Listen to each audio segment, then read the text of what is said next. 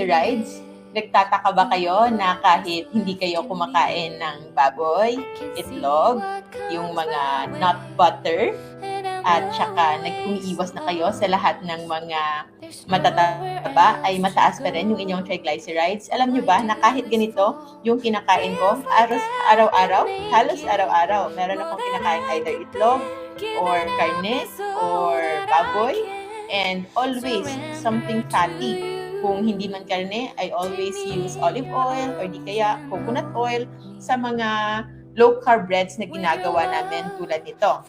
And yung triglycerides ko, never yan tumataas beyond 70. I think yung pinakamataas ko na triglycerides ay nasa 60s lang. This is on the lower normal limit because yung normal values up to 150 considered pa yung normal, but I never reach beyond 100. Mostly, mas mataas pa yung HDL ko, yung good cholesterol ko, more than the triglycerides. And it's not because of me, but it's because of what I do with what I eat. Low carb and fasting.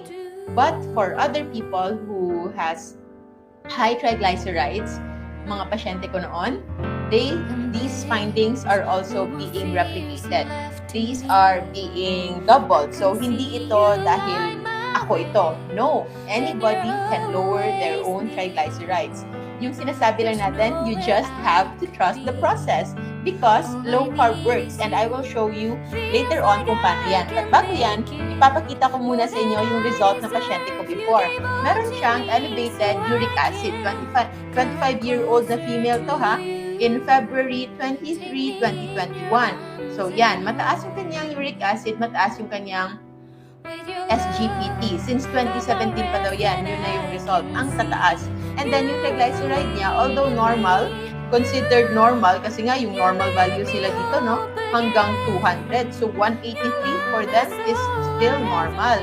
But after 1 month only of low carb and fasting under my guidance, tingnan nyo, yung kanyang uric acid for the first time in 4 years, naging normal. So, from yung kanyang uric acid na 5 point, sana yun, uric acid na, yan, na elevated, 8.4, it is now down to, yan, tingnan nyo, it is now down to 7.6. Yung cholesterol niya, tumaas, yes, but it's the HDL and LDL, which are not bad at all, yung tumaas, and it's okay. So, 1 month lang, yung SGPT niya ay from previous na 102, nakita nyo yan? 102 SGPT in just 1 month. March 24, yan, 69 na lang. So, that is a lower normal in just 1 month alone. And since nag-usapan natin is triglycerides, tingnan nyo, yung triglycerides niya before na 183 by February 21, by March 24, yung triglycerides niya ay nasa 104 na lang. At alam niyo ba kung ano yung kanyang kinakain? It's actually these kinds of food as well. Pero, bago kayo mag-isip kung pwede na kayong mag-unlimited pork, mag-unlimited itlog, at kumain ng mamantika, we have to look first kung bakit nga ba tumataas yung triglycerides. Kailangan natin malaman kasi yung pinakamabisang pagkain para pampababa ng triglycerides, hindi baboy, hindi avocado, hindi itlog, hindi gulay. These are just foods. Yes, they can be eaten, pero hindi sila yung pinaka-the best na pagkain pampababa ng triglycerides, and I will show you why. Madali lang to, don't you worry. So, yung first column, eto yung nangyayari sa loob ng ating atay. Imagine niyo, for the longest time, hindi na kayo kumakain ng mga pagkaing matataba, yung mamantika, pero bakit parati pa rin tumataas yung inyong triglycerides? This is actually because you are consuming a lot of glucose, sugar pa din, carbohydrates pa din. So, these glucose, hindi lang to nanggaling sa matatamis, sa mga desserts, sa soft drinks, ha? Pwede itong manggaling sa tinapay, nanggagaling yan sa rice, nanggagaling yan sa noodles because those are starch. Nanggagaling din yan sa oatmeal, kahit sa high fiber na bread, wheat bread, meron pa rin yan. Mataas pa rin yan sa starch na bigla-biglang nako-convert into glucose sa ating liver. At ano ang ginagawa ng liver natin sa glucose na ito? Some of them, papasok sa bloodstream at maidedeposit sa ating taba. Yung second column nito is yung dugo natin. So, yung ating blood sugar, maintained yan dapat on normal level. So, kakailangan papasukin na yan para hindi tumaas. So, pinapapasok yan sa ating taba, sa ating katawan. Adipose tissue at anong ginagawa ng ating taba sa glucose?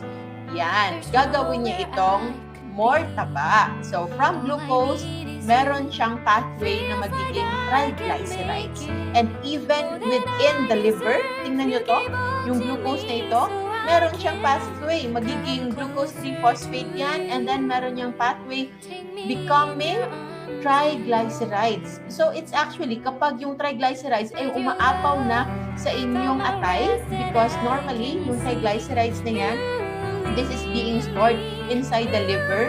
But kapag hindi na talaga nakaya ng liver, kahit nagpa-fatty liver ka na, patuloy ka pa rin gumagawa ng triglycerides. So, aapaw yan at mapupunta na sa inyong dugo. At dahil dyan, tumataas na yung inyong level ng blood triglycerides. That's why, kapag mataas yung inyong level of blood triglycerides, ibig sabihin, sobra-sobra na rin yung taba na nasa liver ninyo. So, it's not uncommon.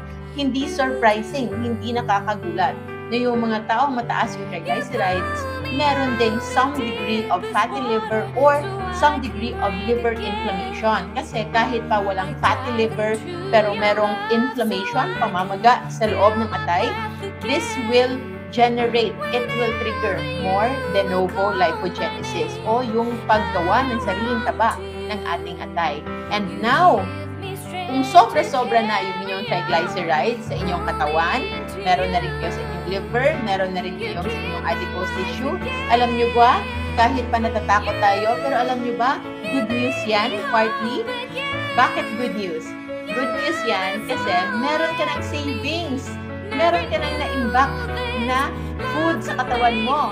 So actually, pwede mo nang i-withdraw yung savings na ito. So, kailangan huwag muna itong punuin pa ng mas maraming triglycerides. So, tigilan muna yung pagkain ng glucose. Kahit yung mga matatabang pagkain, pwede munang tigilan. Kung gusto mong mag-withdraw muna, mag-cash out ka na muna sa inyong investment sa iyong katawan. And, yung triglycerides, alam niyo ba kung ano mangyayari dito? So, this one, can you see this one? Yung pinakataas ng yellow arrow. So, yung triglycerides nito, kapag hindi muna kayo kakain. Ito ay mabibreakdown into two. The free fatty acids na gagamitin ng ating katawan to be used as ketones and as fatty acids para magamit ng ating muscles, ng ating heart.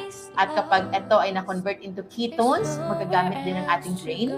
And the other backbone, triglycerides, 3 acyl na molecules. So, 3 molecules of fats and 1 glycerol backbone.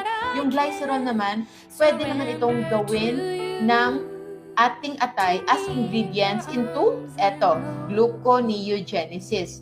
So, yung glycerol actually, pwede itong gawing ingredient parang gawing glucose. Yung glucose naman, kapag ikaw ay fat-adapted na, ito naman yung gagamitin ng ating unnucleated, yung mga walang nucleus na cells tulad ng red blood cells and some parts of our body. Minimal lang, mangangailangan ng glucose.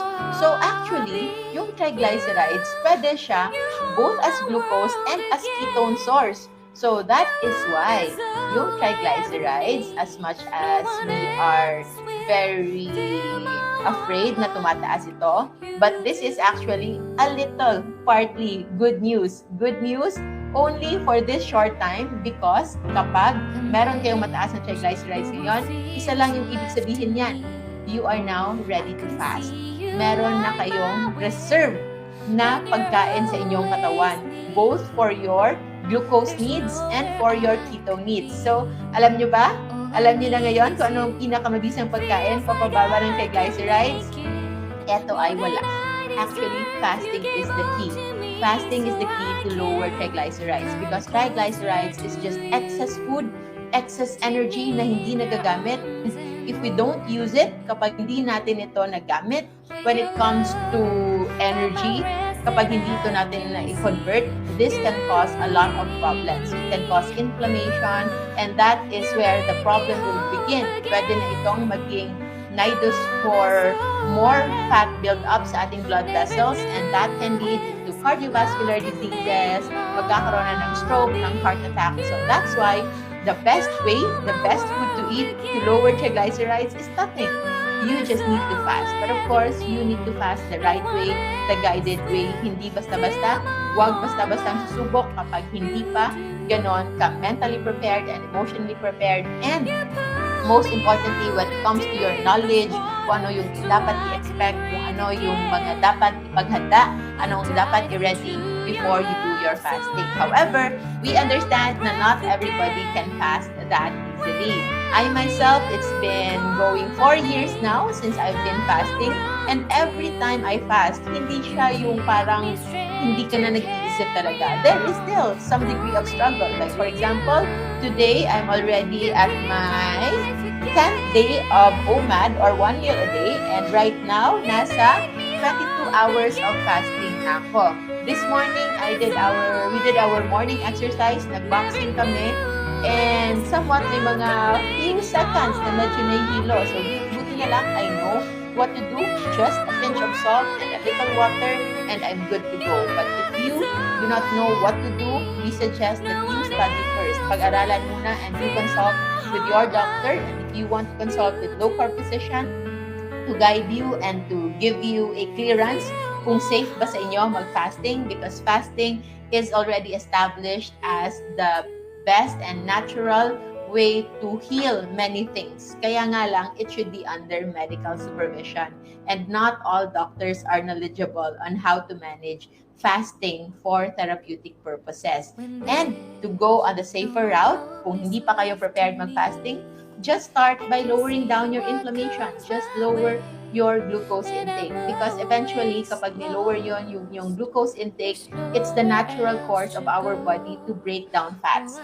If we go back to this, yung lipolysis o yung pagkatunaw ng taba, yun actually yung natural state ng ating katawan. Parati tayo nagtutunaw ng taba, but yung pagtunaw ng taba, napipigilan yan. At ano yung nagpipigil dito? It's actually the presence of insulin. The presence of insulin will stop the yellow arrow process. Yung yellow arrow process, ito yung process ng pagtunaw ng taba. And kapag tayo ay parating mataas yung insulin natin, it's always the blue process na ang nag-dominate. And that is elevated glucose, elevated triglycerides, elevated fatty acids para maiimbak at para gawing triglycerides, but it's never being used as energy. So the key to lowering your triglycerides is actually fasting, and the key to fasting, kasi yung fasting hindi din ganun madaling gawin.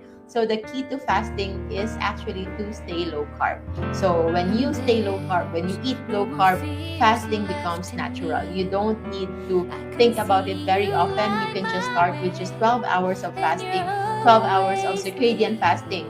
Dinner at 6, maximum na dinner at 7. Next day, breakfast, 7 din. And then slowly, if you do that for 12 days, up to 14 days, and eating only low carb, check our JDC Rojo food list and just focus on the safe list for the next 2 weeks. After 2 weeks, magugulat ka na lang. Pagising mo ng umaga, hindi ka nagutom. And later, magkita mo na lang, maybe by 6 o'clock, dinner sana, busog ka pa rin. That is when fat adaptation happens. And fat adaptation means your body is now starting to break down those elevated triglycerides, and it's now using those triglycerides to fuel your body. So kahit pa empty yung tiyan mo, actually hindi ka nagpapagutom, hindi ka nawawala ng nutrition, because your body already prepared for that fast. Bigyan natin ng pagkakataon na magamit, na makash out natin yung savings natin sa ating katawan in the form of triglycerides. We don't need so much of those, because we are better functioning. Our health is at optimum kapag we keep our triglycerides at lower level, and we also lower down our inflammation. and we get used to fueling both from fatty acids, ketones, and glucose. Huwag puro glucose lamang because that is very detrimental to our health. If you like this episode, you may continue to watch all of our videos in YouTube and in our Facebook channel.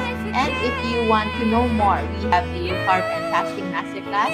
And comes next week, magsisimula na yung ating LCF masterclass for gallbladder diseases. Yung mga nawala na ng gallbladder o yung meron pang concurrent gallbladder problems, how to do low carb and fasting the right way for those with gallbladder diseases.